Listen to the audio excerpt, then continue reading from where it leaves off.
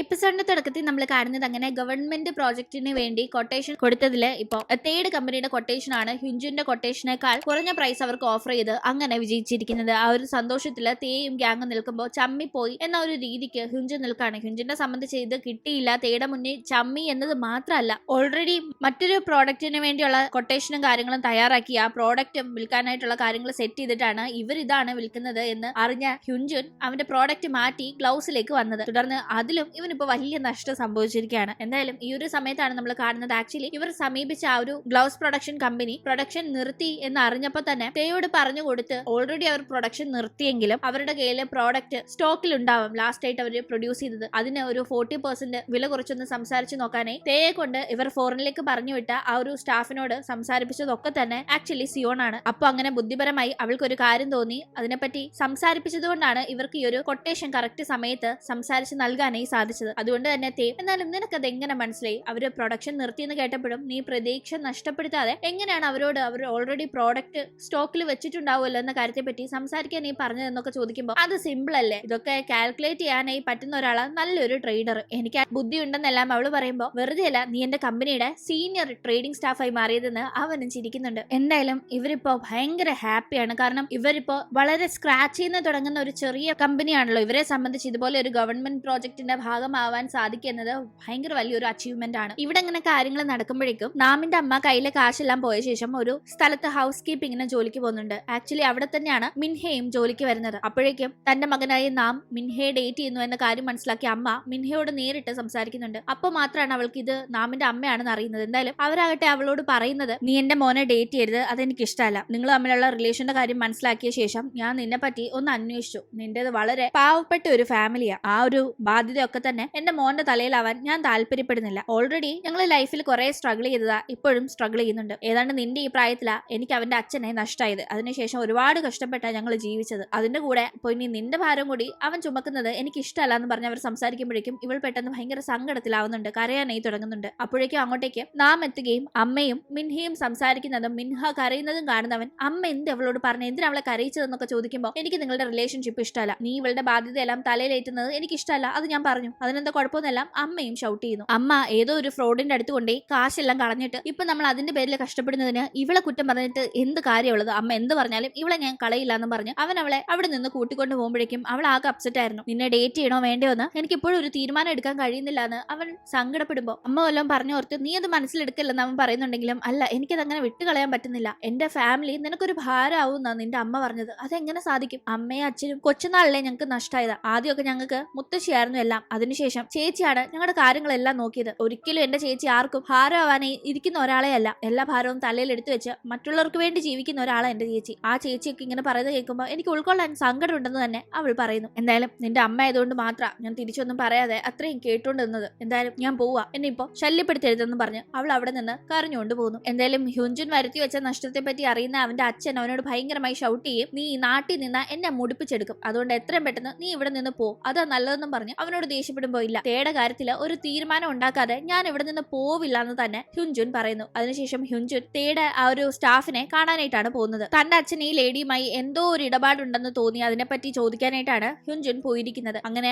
അവരെ വരട്ടുമ്പോഴാണ് അവരുടെ വായിന്ന് ഹ്യുഞ്ചുന്റെ അച്ഛൻ അന്വേഷിക്കുന്ന പ്രോമിസറി നോട്ടിന്റെ കാര്യം അവൻ കേൾക്കുന്നത്. ഇങ്ങനെ ഒരു കാര്യം തന്റെ അച്ഛനും തേയുടെ കമ്പനിക്കും ഇടയിൽ ഉണ്ട് എന്നത് അതുവരെ ഹ്യുഞ്ചുൻ അറിയില്ലായിരുന്നു. ഹ്യുഞ്ചുന്റെ അച്ഛൻ അതൊന്നും അവരോട് പറഞ്ഞിട്ടുമില്ല. ഇത് അറിയുന്നവൻ അത് വെച്ച് എന്തെങ്കിലും തേയ്ക്കെതിരെ പ്ലാൻ ചെയ്യാമെന്ന് കരുതുന്നു. പിന്നീട് ഇവർ ആ ഒരു പ്രോജക്റ്റിന്റെ ഭാഗമായി ഇപ്പോൾ ട്രേഡ് ചെയ്യാനായി വാങ്ങിച്ചിരിക്കുന്ന ഗ്ലൗസുകൾ വെയർ ഹൗസിൽ വെച്ച് അതിന്റെ കണക്കും കാര്യങ്ങളും നോക്കുന്ന തേയും സിയോണയുമാണ് കാണുന്നത്. കുറെ നേരം ആ ജോലി ചെയ്ത ശേഷം ഫുഡ് വാങ്ങാനായി തേ പുറത്തേക്ക് പോകുമ്പോൾ സിയോൺ ഒറ്റയ്ക്കാണ് അവിടെ ഉള്ളത്. അവൾ അങ്ങനെ അത് ചെയ്തുകൊണ്ടിരിക്കുന്ന ടീം പെട്ടെന്ന് എന്തോ വല്ലാത്ത ഒരു കരിഞ്ഞ മണം വരുന്നുണ്ട്. തുടർന്ന് അവൾ നോക്കുന്ന ടീമാണ് ഒരു ഭാഗത്ത് നിന്ന് ഗ്ലൗസ് തീ കത്തി വരുന്നത് അവൾ കാണുന്നത്. അവൾ ആകെ ടെൻഷനാവുന്നു, കാരണം ഇവരുടെ സ്റ്റോക്കാണ് ഈ കത്തിക്കൊണ്ടിരിക്കുന്നത്. വേഗം തന്നെ ആരെങ്കിലും ഹെൽപ്പിന് വിളിക്കാനായി പുറത്തേക്ക് പോകാനായി നോക്കുമ്പോഴാണ് ഡോർ ആരോ പുറത്തു നിന്ന് അടച്ചിരിക്കുന്നത് അവൾ കാണുന്നത്. അവൾക്ക് പുറത്തിറങ്ങാനും വയ്യ, അകത്ത് തീ അണയ്ക്കാനും വയ്യ, ആകെ അവൾ പെട്ടുപോകുന്നുണ്ട്. അങ്ങനെ അല്പം കഴിഞ്ഞ് ഫുഡ് വാങ്ങിച്ചുകൊണ്ട് വരുന്ന തേ വെയർ ഹൗസിന്റെ അവിടെ നിന്ന് ഭയങ്കരമായി പുക വരുന്നത് കണ്ട് വേഗം അങ്ങോട്ടേക്ക് ഓടി ചെല്ലുമ്പോൾ അവൻ ഈസിയായി ഡോറ് തുറക്കാനായി സാധിക്കുന്നില്ല. ഡോർ ആരോ മനഃപൂർവ്വം കമ്പിയൊക്കെ വളച്ച് ഈസിയായി തുറക്കാതിരിക്കാനായി അടച്ചു വെച്ചിരിക്കുകയാണ് എന്ന് കാണുന്ന അവൻ ഒരുവിധം അത് തുറന്ന് അകത്തേക്ക് ചെല്ലുമ്പോൾ അവിടെ ഗ്ലൗസ് ഒക്കെ കത്തി അമരുന്നതും അതിന്റെ ഇടയിൽ ആകെപ്പാടെ വയ്യാണ്ടിരിക്കുന്ന സിയോണിനെയുമാണ് കാണുന്നത്. അവൻ വേഗം ഓടിച്ചെന്ന് അവളെ അവിടെ നിന്ന് രക്ഷപ്പെടുത്തുന്നുണ്ട്. ഈ സമയത്താണ് നമ്മൾ കാണുന്നത് ആക്ച്വലി ഇപ്പൊ ഇവിടെ തീപിടുത്തം ഉണ്ടാക്കിയത് ഹ്യുഞ്ചുനാണ്. അതിനകത്ത് നിന്ന് അവർ ഈസിയായി പുറത്തിറങ്ങാതിരിക്കാനും ഒപ്പം തന്നെ ഈസിയായി ആ ഒരു തീ അണയ്ക്കാതിരിക്കാനൊക്കെ അവൻ തന്നെയാണ് ഡോറ് പുറത്ത് നിന്ന് ലോക്ക് ചെയ്തിരുന്നത്. അങ്ങനെ സിയോണിനെ ഹോസ്പിറ്റലിൽ എത്തിക്കുന്നുണ്ട്. അവിടെ എത്തി അവൾക്ക് കുഴപ്പമൊന്നും ഇല്ലാന്ന് ഡോക്ടർ നഴ്സും ഒക്കെ പറയുന്നുണ്ടെങ്കിലും തേക്ക് ആകെപ്പാടെ വല്ലാതെ വെപ്രാളം ഉണ്ടായിരുന്നു. കാരണം അവൻ അതുപോലെ അവൾ വളരെ വീക്കായ ആ ഒരു തീയുടെയും പുകയുടെയും നടുക്കിരിക്കുന്നതല്ലേ കണ്ടത്. തുടർന്ന് അവൾ കുഴപ്പമൊന്നുമില്ല, ബോധം വന്ന ഉടനെ വീട്ടിലേക്ക് കൊണ്ടുപോകുമെന്ന് അവർ പറഞ്ഞിട്ട് പോകുമ്പോഴും ഇവൻ വെപ്രാളത്തിൽ അങ്ങനെ മയക്കത്തിലുണ്ടായിരുന്ന അവളുടെ അടുത്ത് തന്നെ ഇരിക്കുകയാണ്. പെട്ടെന്ന് അവൾ കണ്ണ് തുറക്കുകയും അവനോട് ഐ ലവ് യു എന്ന് പറയുകയും ചെയ്യുന്നുണ്ട്. അത് ആദ്യം അവനൊരു വലിയ ഷോക്കായിരുന്നു. കാരണം ആ സമയത്ത് അവൾ ഇങ്ങനെ ഒരു കാര്യം പറയുമെന്ന് അവൻ പ്രതീക്ഷിച്ചിരുന്നില്ലല്ലോ. അവൾക്കും ലൈഫ് അത്ര റിസ്ക് ആയിരുന്ന ആ ഒരു മൊമെന്റ് പോലും അവൻ അവളെ രക്ഷപ്പെടുത്താനായി എടുത്ത ആ ഒരു എഫേർട്ട് അത്ര ടച്ച് ആയിട്ടുണ്ടായിരുന്നു. അതുകൊണ്ടാണ് അവൾ ആ ഒരു മൊമെന്റ് തന്നെ അവനോട് ആ ഒരു ഇഷ്ടം തുറന്നു പറയണമെന്ന് കരുതി അത് പറയുന്നത്. എന്തായാലും വളരെ ഹാപ്പി ആവുന്നവൻ, എന്നാലും പെട്ടെന്ന് നീ അത് പറഞ്ഞപ്പോൾ ഞാൻ ഒട്ടും പ്രിപ്പയർഡ് ആയിരുന്നില്ല, അതുകൊണ്ട് എനിക്കത് എൻജോയ് ചെയ്യാൻ പറ്റില്ല, പ്ലീസ് ഒരു വട്ടം കൂടി എന്നോട് ഐ ലവ് യു എന്ന് പറയാന്ന് പറഞ്ഞ് റിക്വസ്റ്റ് ചെയ്യുമ്പോൾ പക്ഷെ അവൾ പറയുന്നില്ല. അപ്പോഴേക്കും ഈ വിവരം അറിഞ്ഞ സിയോന്റെ മുത്തശ്ശിയും തേയുടെ അമ്മയും ഒക്കെ എത്തുന്നുണ്ട്. ഇവരുടെ വെയർ ഹൗസിൽ തീ പിടിച്ചു എന്ന് കേട്ടപ്പോൾ രണ്ടുപേരും ആകെ പേടിച്ചു പോയിട്ടുണ്ടായിരുന്നു. ഇതേ ടീം മുത്തശ്ശി തേയോട് തനിയെ സംസാരിക്കുന്നുണ്ട്. എന്റെ പേരക്കുട്ടിയെ നന്നായി നോക്കുന്നതിന് ഒരുപാട് നന്ദിയെന്ന് മുത്തശ്ശി പറയുമ്പോൾ മുത്തശ്ശിക്ക് ആക്ച്വലി ഇവരൊക്കെ ഒരേ വീട്ടിലാണല്ലോ ഇപ്പൊ താമസിക്കുന്നത്, അതുകൊണ്ട് തന്നെ തേക്ക് സിയോനോടുള്ള ഒരു ഇഷ്ടമൊക്കെ മനസ്സിലായിട്ടുണ്ടായിരുന്നു. ഇല്ല മുത്തശ്ശി, ഞാൻ അവളെ ഒരിക്കലും കരയിക്കാതെ സന്തോഷമായിട്ട് നോക്കുന്നു. മുത്തശ്ശി ആ പറഞ്ഞതിന് അവൻ മറുപടി അപ്പൊ പറയുമ്പോ അല്ല മോനെ, നീ ഇടയ്ക്കിടയ്ക്ക് അവളെ കരയിപ്പിക്കണം എന്ന് മുത്തശ്ശിയുടെ വർത്താനം കേട്ടവൻ മുത്തശ്ശി എന്തേ പറയുന്നതെന്ന് മനസ്സിലാവാതിരിക്കുമ്പോ വേറെ ഒന്നും കൊണ്ടല്ല, അച്ഛനും അമ്മയും മരിച്ച ശേഷം കൊച്ചിലെ മുതൽ അവൾ ഒരുപാട് സ്ട്രഗിൾ ചെയ്തിട്ടുണ്ട്. അവളുടെ കൂടപ്പിറപ്പുകളെ വളർത്താനും ഒക്കെ അവള് വിഷമിച്ചോ കരഞ്ഞോ ഞങ്ങളുടെ മുമ്പിൽ കണ്ടിട്ടേ ഇല്ല. എല്ലാ സങ്കടവും അങ്ങനെ ആരെയും അറിയിക്കാതെ ഉള്ളിൽ ഒതുക്കി മാത്രം അവൾക്ക് ശീലം. അത് ശരിയല്ലല്ലോ. ഇടയ്ക്കൊക്കെ ഒന്ന് വിങ്ങിപ്പൊട്ടി ആ ഒരു ഭാരം അങ്ങ് ഒഴിച്ചു കളയണം. അവളുടെ സുഖത്തിലും സന്തോഷത്തിലും എല്ലാം മോൻ കൂടെ ഉണ്ടാവുമ്പോ ഇതുപോലെ അവൾ എല്ലാം ഉള്ളിൽ വെച്ചുകൊണ്ട് നടക്കാതെ എല്ലാം ഷെയർ ചെയ്യാനും ആ ഒരു ഭാരം കുറയ്ക്കാനും അവളെ മോൻ പ്രാപ്തിയാക്കണമെന്നെല്ലാം അവൻ ഇങ്ങനെ മുത്തശ്ശി പറയുന്നത് കേട്ടിരിക്കുന്നുണ്ട്. അപ്പോഴേക്കും ഹ്യുൻജുനും ആ സ്റ്റാഫും കണ്ട് സംസാരിക്കുകയാണ്. ഹ്യുൻജുനാണ് വെയർ ഹൗസിലെ തീപിടുത്തത്തിന് പിന്നിലെന്ന് അവർക്കറിയാം. കാരണം അവരെ ഭീഷണിപ്പെടുത്തി ഹ്യുൻജുൻ വെയർ ഹൗസ് എവിടെയാണെന്നൊക്കെ ചോദിച്ച് മനസ്സിലാക്കി വെച്ചിട്ടുണ്ടായിരുന്നു. തുടർന്ന് ഇപ്പോ ഈ തീപിടുത്തം നടന്നതിന് ശേഷം അവനോട് ആകെ കലിപ്പിൽ അവർ ഇത് പോലീസിന്റെ അടുത്ത് പറഞ്ഞു കൊടുക്കുമെന്നും പറഞ്ഞെത്തുമ്പോഴേക്കും നിങ്ങൾ ഇത് പോലീസിന്റെ അടുത്ത് പറഞ്ഞു കൊടുത്താൽ നിങ്ങളുടെ മകന്റെ കാര്യം ഞാൻ അങ്ങ് തീർത്ത് കളയുന്നെല്ലാം അവൻ തിരിച്ച് അവരെ ഭീഷണിപ്പെടുത്തുന്നുണ്ട്. അങ്ങനെ പിന്നീട് നമ്മൾ ഓഫീസ് കാണുമ്പോഴേക്കും അവിടേക്ക് സിയോൺ മാത്രമല്ല, അവൾ ഹോസ്പിറ്റലിൽ ആയിരുന്നത് കൊണ്ട് തന്നെ റെസ്റ്റും കാര്യങ്ങളും ഒക്കെയാണ്. ബാക്കിയുള്ള സ്റ്റാഫ്സ് ഉണ്ട്. അവിടേക്ക് തേയാകട്ടെ വെയർ ഹൗസിൽ കത്താതെ കുറച്ച് ഗ്ലൗസ് ബാക്കി ഇരിപ്പുണ്ടായിരുന്നു, അതിപ്പോ എടുത്തോണ്ട് വരുന്നുണ്ട്.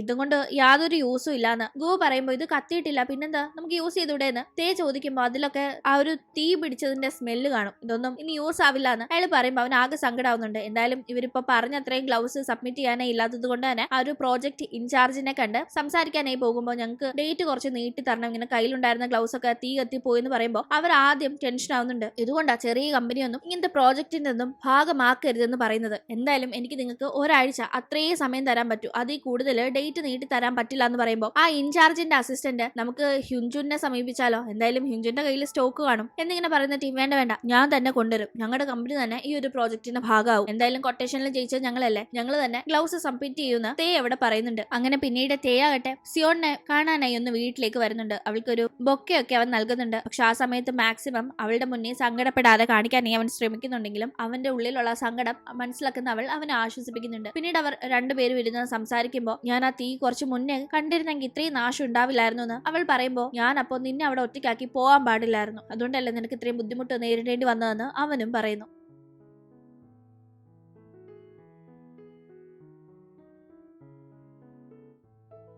അങ്ങനെ പിന്നീട് നാമിന്റെ അമ്മയാവട്ടെ തേയുടെ അമ്മയെ കാണാനായി അവർ താമസിക്കുന്നിടത്തേക്ക് ചെല്ലുമ്പോൾ ഇവിടെയാണ് നാമിന്റെ ഗേൾഫ്രണ്ട് ആയ മിൻഹയും താമസിക്കുന്നത്. മിൻഹയുടെ വീടാണിത്, ഇവിടെയുള്ള മിൻഹയുടെ ഫാമിലിയാണ് എന്നത് നാമിന്റെ അമ്മയ്ക്ക് മനസ്സിലാവുന്നുണ്ട്. ആ ഒരു ഫാമിലിയുടെ സ്നേഹവും ഒക്കെ കാണുന്ന അമ്മയ്ക്ക് പറഞ്ഞതിലൊക്കെ വല്ലാത്തൊരു കുറ്റബോധം തോന്നുന്നുണ്ട്. എന്തായാലും അന്ന് ഈവനിങ് നാമിന്റെയും തന്നെ റിലേഷൻഷിപ്പിലെ പ്രശ്നങ്ങൾ ഓർത്താകെ ഡ്രിങ്ക്സ് അടിച്ച് ഫിറ്റായി എത്തുന്ന മിൻഹയെ നാം കാണുന്നുണ്ട്. ഇങ്ങനെ ഡ്രിങ്ക്സ് അടിച്ച് തേരാപാരം നടക്കുന്നതിന്റെ പേരിൽ അവൻ അവളെ വഴക്ക് പറഞ്ഞുകൊണ്ടിരിക്കുമ്പോൾ അവൾ ആദ്യം അവനോട് താൻ ആരാടോ എന്നോട് ഷൗട്ട് ചെയ്യാന്നൊക്കെ പറഞ്ഞ് സംസാരിക്കുന്നുണ്ടെങ്കിലും പിന്നീട് അവനോടുള്ള ഇഷ്ടം അവൾക്ക് അവിടെ പറയാതിരിക്കാനേ സാധിക്കുന്നില്ല. അപ്പോഴേക്കും അവിടേക്ക് നാമിന്റെ അമ്മയും വരുന്നുണ്ട്. പുള്ളിക്കാരിയും ഡ്രിങ്ക്സ് അടിച്ച ഒരു ഫിറ്റായ അവസ്ഥയിലാണ് വരുന്നത്. തുടർന്ന് ഇവരെയും കൂട്ടി ഫുഡ് കഴിക്കാനായി നാം പോകുമ്പോൾ അവൻ വിചാരിച്ച കണക്കായിരുന്നില്ല. ഇവർ രണ്ടുപേരും ഭയങ്കര സ്നേഹം. നാമിന്റെ അമ്മ മിൻഹയെ അക്സെപ്റ്റ് ചെയ്ത കണക്ക് അവൾക്ക് ഫുഡൊക്കെ പ്ലേറ്റിലേക്ക് വിളമ്പി കൊടുത്തോണ്ടേയിരിക്കുകയാണ്. അവളും തിരിച്ച് അവരെ ഭയങ്കരമായി കെയർ ചെയ്യുന്നു. ഇത് കാണുന്ന അവൻ വളരെ ഹാപ്പി ആവുന്നുണ്ട്. അങ്ങനെ പിന്നീട് നമ്മൾ അടുത്ത ദിവസം ആ ഒരു സ്റ്റാഫിനെ കാണുമ്പോൾ പ്രോമിസറി നോട്ട് കണ്ടുപിടിച്ച് കൊടുത്തില്ലെങ്കിൽ മകനെ ഉപദ്രവിക്കുന്നു പറഞ്ഞ് വീണ്ടും അവർക്ക് നേരെ ഒരു ഭീഷണി പറഞ്ഞു വരുമ്പോൾ അവരാകെപ്പാടെ പേടിച്ചു പോകുന്നുണ്ട്. അപ്പോഴേക്കും സിയോൺ ആകട്ടെ അവരുടെ നാട്ടില് ആരുടെയും കയ്യിലൊക്കെ ചെറിയ അളവിലെങ്കിലും ഗ്ലൗസ് ഉണ്ടെങ്കിൽ അങ്ങനെ പലരുടെയും കയ്യിൽ നിന്ന് ഗ്ലൗസ് കളക്ട് ചെയ്ത് ബൾക്കായി അതാക്കാൻ സാധിക്കുമല്ലോ എന്ന് കരുതി ഗ്ലൗസ് സോഴ്സ് ചെയ്യാനായി പോകുന്നുണ്ടെങ്കിലും നാട്ടില് ഗ്ലൗസ് ചെറിയ രീതിക്ക് കച്ചവടം നടത്തിക്കൊണ്ടിരുന്നത് ഹോൾസെയിൽ ആയിട്ടുള്ള റീറ്റെയിൽ ആയിട്ട് കച്ചവടം നടത്തിക്കൊണ്ടിരുന്ന പലരുടെയും കയ്യിൽ നിന്ന് അതൊക്കെ സ്റ്റോക്ക് ഔട്ട് ആയിരിക്കുന്നു. എല്ലാം വാങ്ങിച്ചിരിക്കുന്നത് ഹ്യുൻജുന്റെ കമ്പനിയാണെന്ന് മനസ്സിലാക്കുന്നവൾ വേഗം ഈ ഒരു കാര്യം തേയോട് പറയുമ്പോൾ തേ വേഗം ഹ്യുൻജുനെ കാണാനായി പോകുന്നുണ്ട്. ഹ്യുൻജുനോട് ഞാൻ കാശ് തരാം, പകരം നിങ്ങളിപ്പോ സോഴ്സ് ചെയ്ത് വെച്ചിരിക്കുന്ന ഗ്ലൗസ് എനിക്ക് വേണമെന്ന് അവൻ പറയാണ്. ഹ്യുൻജുനാണ് തീപിടുത്തത്തിന് കാരണമെന്ന് മനസ്സിലാക്കി തന്നെയാണ് തേ ഇപ്പോ ഹ്യുൻജുന്റെ അടുത്തേക്ക് വന്നിരിക്കുന്നത്. അതായത് ഹോൾസെയിലായി ഇവർ വേറെ എവിടുന്നോ ഗ്ലൗസ് സ്റ്റോക്ക് ചെയ്തത് പോരാതെ ഇപ്പൊ നാട്ടിൽ നിന്ന് റീറ്റെയിൽ ആയി വിൽക്കുന്നവരുടെ കയ്യിൽ നിന്നും കൂടി വാങ്ങിച്ചു വെച്ചിരിക്കുന്നത് ഒരു രീതിക്കും താൻ ഈ ഗ്ലൗസിന്റെ പ്രോജക്റ്റിൽ ഇൻവോൾവ് ആവരുത് എന്ന ഉദ്ദേശത്തോടു കൂടിയാണെന്ന് മനസ്സിലായിട്ടും വെയർ ഹൗസിന് തീ കൊടുത്തത് ഈ ഹ്യുൻജുനാണെന്ന് മനസ്സിലായിട്ടും തേ അവന്റെ പരമാവധി താഴ്മയായ രീതിയിൽ കാശ് തരാം, ഈ ഗ്ലൗസ് ഇപ്പൊ എനിക്ക് വേണമെന്ന് പറഞ്ഞ് ഹ്യുൻജുനോട് റിക്വസ്റ്റ് ചെയ്യുമ്പോൾ ഇതൊക്കെ കത്തിച്ചു കളയേണ്ടി വന്നാലും നിനക്ക് തരില്ല എന്നായിരുന്നു ഹ്യുൻജുന്റെ അഹങ്കാരം. എന്നാലും ആകെ സങ്കടത്തിലാവുന്ന അവൻ അന്ന് ഭയങ്കരമായി ഡ്രിങ്ക്സ് അടിച്ച് പിന്നീട് ഓഫീസിലേക്ക് ചെല്ലുമ്പോഴേക്കും അവിടെ ആ ഒരു രാത്രി സമയത്ത് ആ സ്റ്റാഫ് പ്രോമിസറി നോട്ട് തപ്പിക്കൊണ്ടിരിക്കുകയാണ്. ആദ്യം അവരെന്താ ചെയ്യുന്നതെന്ന് മനസ്സിലാവാതെ അവൻ എന്താ നിങ്ങൾ ഈ രാത്രി സമയത്ത് ഈ ചെയ്യുന്നതെന്നൊക്കെ ചോദിക്കുമ്പോൾ അവർ പറ എവിടെയാ പ്രോമിസറി നോട്ട്, അത് ഇവിടെ എവിടെയില്ല, അപ്പൊ നീ തന്നെയല്ലേ മാറ്റി വെച്ചെന്ന് പറഞ്ഞ് അത് കൊടുത്തില്ലെങ്കിൽ തന്റെ മകന്റെ ജീവൻ ആപത്താണെന്ന കാര്യം വല്ലാതെ അവർക്ക് പേടിയായതുകൊണ്ട് തന്നെ വളരെ വയലന്റ് ആയി ഇവിടെ തേയോട് പറയുന്നുണ്ട്. അപ്പോഴും തേ എന്ത് പ്രോമിസറി നോട്ട്, എനിക്കൊന്നും മനസ്സിലാവുന്നില്ല എന്ന് പറയുമ്പോൾ പ്രോമിസറി നോട്ട് ഹ്യുൻജുന്റെ അച്ഛൻ നിന്റെ അച്ഛന് കാശ് കൊടുക്കാനുണ്ടായിരുന്നു, അതിന്റെ ഡീറ്റെയിൽസ് അതിലുള്ളത്, അത് എനിക്കിപ്പോ വേണമെന്ന് പറഞ്ഞ് അവർ ഉള്ള കാര്യങ്ങളെല്ലാം അവിടെ പറയുമ്പോഴാണ് തേ ഇത്രയും കാര്യങ്ങൾ ഈ കമ്പനിയിൽ നടന്നിട്ടുണ്ടായിരുന്നു, അച്ഛൻ അങ്ങനെ ഒരു രഹസ്യം ഉണ്ടായിരുന്നു, ഹ്യുൻജുന്റെ അച്ഛൻ തന്റെ അച്ഛന് കടം കൊടുക്കാനുണ്ടെന്ന കാര്യങ്ങളൊക്കെ തേ മനസ്സിലാക്കുന്നത്. അതിനൊപ്പം തന്നെ ഈ സ്റ്റാഫ് ഹ്യുൻജുന്റെ അച്ഛന് വേണ്ടിയാണ് ആ പ്രോമിസറി നോട്ട് തപ്പുന്നത്. കാശിന് അത്യാവശ്യം വന്നപ്പോ അയാളുടെ കയ്യിൽ നിന്ന് കടം വാങ്ങിയിരുന്നു, അതിന് പകരമായി ഇത് കൊടുക്കാനായിട്ടാണ് തപ്പുന്നത്. ഇവർ കൂടെ നിന്ന് മറ്റൊരാൾക്ക് വേണ്ടി സ്പൈ വർക്ക് ചെയ്യുന്ന കണക്ക് തേയ്ക്കപ്പം മനസ്സിലാവുന്നുണ്ട്. എന്തായാലും അവരോട് അവന് വല്ലാത്തൊരു ദേഷ്യം അപ്പൊ തോന്നുന്നുണ്ട്. അവരും അത് കിട്ടിയില്ല എന്നുള്ള നിരാശയിലും തന്റെ കള്ളിൽ ഇപ്പൊ വെളിച്ചു തായല്ലോ എന്നുള്ള ദേഷ്യത്തിലൊക്കെ അവിടെ നിന്ന് ഇറങ്ങി പോകുമ്പോൾ തേ അടുത്ത ദിവസം ഹ്യുൻജുന്റെ അച്ഛനെ കാണാനായി പുറപ്പെട്ടു പോകുന്നുണ്ട്. ശേഷം എന്താണ് സംഭവിച്ചതെന്ന് നമുക്ക് അടുത്ത എപ്പിസോഡിലൂടെ കാണാം. ഇന്നത്തെ വീഡിയോ ഇഷ്ടമായാൽ മറക്കാതെ ലൈക്ക് ചെയ്തും ഷെയർ ചെയ്തും സബ്സ്ക്രൈബ് ചെയ്തും സപ്പോർട്ട് ചെയ്യണേ. തേ എങ്ങനെ ഇന്നത്തെ ഈ ഒരു പ്രശ്നം ഹാൻഡിൽ ചെയ്യും എന്നറിയാനായി വീണ്ടും പുതിയൊരു എപ്പിസോഡുമായി കണ്ടുമുട്ടും വരെ ബൈ.